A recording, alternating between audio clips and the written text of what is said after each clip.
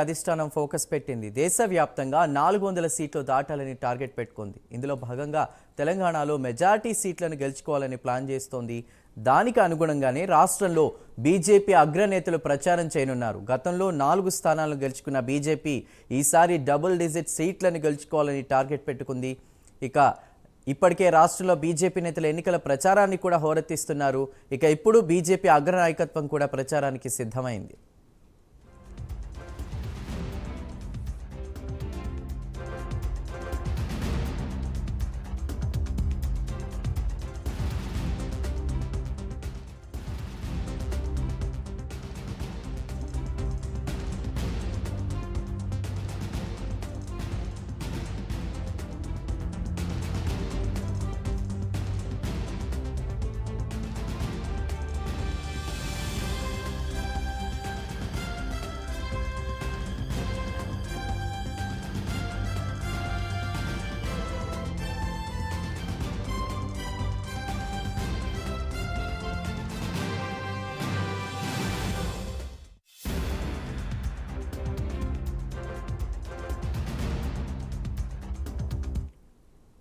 ఇవాళ ఖమ్మం, మహబూబాబాద్, మల్కాజ్గిరి పార్లమెంటు స్థానాల్లో జేపీ నడ్డా ప్రచారం చేయనున్నారు. మధ్యాహ్నం 12:15 జేపీ నడ్డా కొత్తగూడెం చేరుకుంటారు. మధ్యాహ్నం 12:30 నుంచి 1:30 వరకు పబ్లిక్ మీటింగ్లో పాల్గొంటారు. అనంతరం మహబూబాబాద్ చేరుకుని మధ్యాహ్నం 3 గంటల నుంచి 4 గంటల వరకు అక్కడ జరిగే పబ్లిక్ మీటింగ్లో ప్రసంగిస్తారు. అక్కడి నుంచి సాయంత్రం 5 గంటలకు హైదరాబాద్కు చేరుకుంటారు. సాయంత్రం 6 గంటల నుంచి 7 గంటల వరకు మల్కాజ్గిరి పార్లమెంటు పరిధిలోని నిజాంపేటలో రోడ్ షో నిర్వహిస్తారు. రాత్రి పార్టీ ముఖ్య నేతలతో నడ్డా సమావేశం అవుతారు. పర్యటన అనంతరం ఆయన తిరిగి ఢిల్లీకి బయలుదేరుతారు. బీజేపీ యాత్రలకు సంబంధించిన పూర్తి సమాచారాన్ని మా ప్రతినిధి రజనీకాంత్ అందిస్తారు. రజనీకాంత్, ప్రచారాల పర్వం కొనసాగుతుంది. ఇప్పుడు అగ్రనేతలు కూడా రెడీ అయిపోయారు. ఏంటి అప్డేట్? సతీష్, తెలంగాణపై మాత్రం బీజేపీ అధిష్టానం సీరియస్ గా ఫోకస్ చేసిందని చెప్పవచ్చు. ఇప్పటికే 3వ అధికారం కోసం మాత్రం అరలు సాస్తున్న పరిస్థితి కనబడుతుంది. ఇప్పటికే 400 సీట్లతో 3వ అధికారం చేపడతామంటూ మాత్రం డంకర్పల్లి బీజేపీ అధిష్టానం చెప్తుంది. మరోపక్క మోడీ చేసిన అభివృద్ధి కార్యక్రమాలు, పక్క అయోధ్య శ్రీరాముడి దేవాలయ నిర్మాణంతో పాటు దేశవ్యాప్తంగా జాతీయ రహదారులు, పలు రకాల సంక్షేమ కార్యక్రమాలు, బేటీ బడావో బేటీ బచావో అని చెప్పేసి ప్రత్యేకమైన నినాదంతో మాత్రానికి వాళ్ళు ఎన్నికల ప్రచారంలో దూసుకుపోతున్న పరిస్థితి. ప్రత్యేకంగా గత సార్వత్రిక ఎన్నికల్లో 2019 సార్వత్రిక ఎన్నికల్లో 4 సీట్లకే 4 ఎంపీ సీట్లకు పరిమితమైన బీజేపీ కాస్త ఈసారి డబుల్ డిజిట్ కి పరిమితం కావాలంటూ మాత్రం 10 సీట్లకు పైగా 10 నుంచి 12 సీట్లలో గెలుస్తామంటూ మాత్రానికి ఇప్పటికే బీజేపీ అధిష్టానంతో పాటు రాష్ట్ర అధిష్టానం కూడా సీరియస్ గా ఫోకస్ చేసిన పరిస్థితి ఉంది. ఈ నేపథ్యంలోనే జాతీయ నేతలు, రాష్ట్ర నేతలు కూడా విస్తృతంగా పర్యటిస్తున్న పరిస్థితి కనబడుతుంది. ఈ రోజు తాజాగా ఖమ్మం జిల్లాలో బీజేపీ మాత్రంగా ఉన్న బీజేపీ ఖమ్మం జిల్లాలో ఖమ్మం పార్లమెంట్ తో పాటు మహబూబాబాద్ పార్లమెంట్ లో కూడా ఈ రోజు ఇప్పటికే జాతీయ నేతలు ఒక దఫ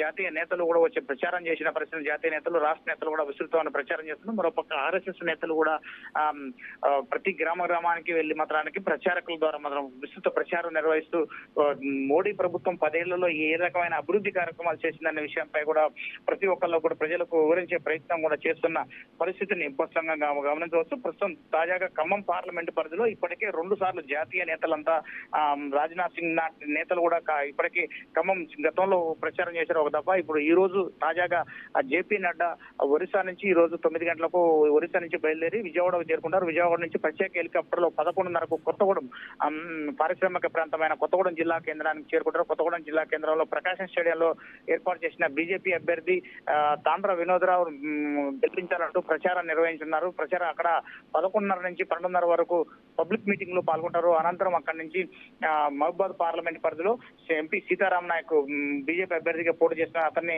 ప్రచారం కోసం మాత్రం మహబూబాబాద్ జిల్లా కేంద్రంలో ఏర్పాటు చేసిన సభలో పాల్గొని అన్ని ఎంపీ అభ్యర్థి సీతారాం నాయక్ ని గెలిపించాలంటూ మాత్రానికి జేపీ నడ్డా ప్రచారం నిర్వహించినారు సభలో. ఈ సభల్లో కూడా ప్రత్యేకంగా బీజేపీ ఇంతవరకు దేశవ్యాప్తంగా ఏ కార్యక్రమాలు చేసింది, దేశవ్యాప్తంగా ఏ సంక్షేమ కార్యక్రమాలు, తెలంగాణలో కాంగ్రెస్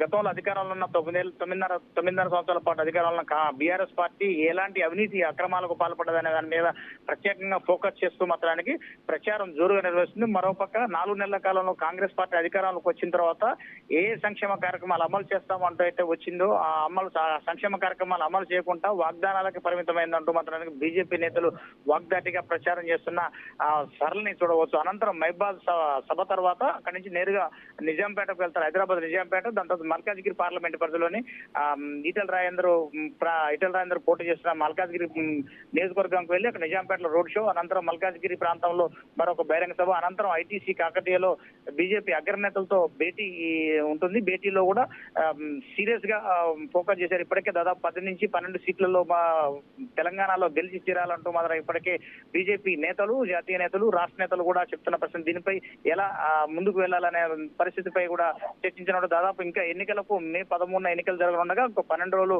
13 రోజులు వ్యవధి ఉంటుంది. ఈ 12-13 రోజుల్లో ప్రజలకు ఏ విధంగా దగ్గర కావాలి, కేంద్రంలో ఉన్న మోడీ ప్రభుత్వం ఎలాంటి సంక్షేమ అభివృద్ధి కార్యక్రమాలు తీసుకొచ్చింది, ఇప్పటి వరకు దేశ సమగ్ర భద్రత విషయంపై మాత్రం, దాంతో పాటుగా వివాదాస్పదంగా ఉన్న రామ జన్మభూమి విషయంలో, రామ జన్మభూమిలో రాముడి ఆలయ నిర్మాణం బీజేపీ పార్టీ వల్ల సాధ్యమైందంటూ ప్రధానంగా ఈ అంశంతో 400 సీట్లు, తెలంగాణలో డబుల్ సీట్లు అంటే 10 నుంచి 12 సీట్లకి ఈసారి పరిమితం కావాలంటూ మాత్రానికి కాంగ్రెస్, బీఆర్ఎస్ పార్టీపై మాత్రం దూషణల పర్వంతో ముందుకెళ్తున్న పరిస్థితి. తాజాగా ఖమ్మం నియోజకవర్గం, ఖమ్మం పార్లమెంట్ పరిధిలోని 7 అసెంబ్లీ నియోజకవర్గాల్లో ఉండగా కొత్తగూడెం నియోజకవర్గ కేంద్రం, జిల్లా కేంద్రమైన ప్రకాశం స్టేడియంలో ఈ రోజు జేపీ నడ్డా 11 నుంచి 12:30 గంటల ప్రాంతంలో మిట్ట మధ్యాహ్నం పూట బీజేపీ పార్టీ ఈ పార్లమెంటరీ పార్టీ తరఫున పోటీ చేస్తున్న తాండ్ర